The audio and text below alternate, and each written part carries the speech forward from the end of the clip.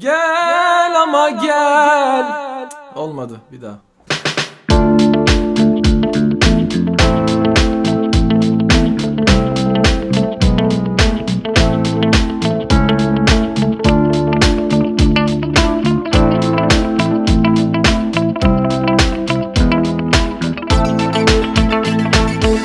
Şuradan çıkacak gibisin, görür gibiyim seni.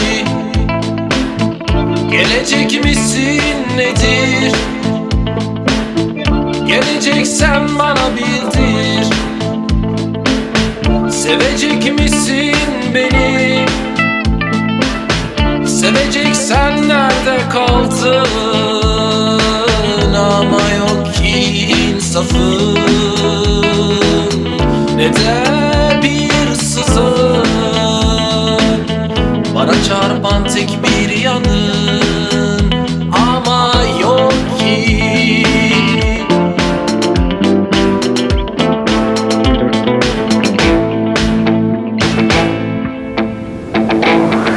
Gel ama gel, ama gel, ama gel. Gelmek saçların olsun da gel.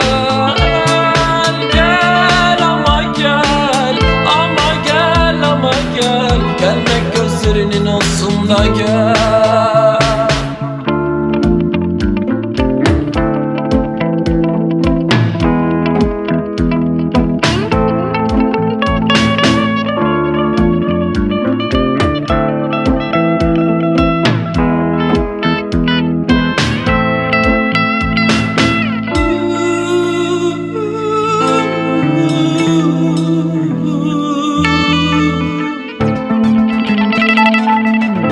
Vallahi saçlarını gördüm, sanki şunlarda ellerin. Yavaştan gelir gibi misin?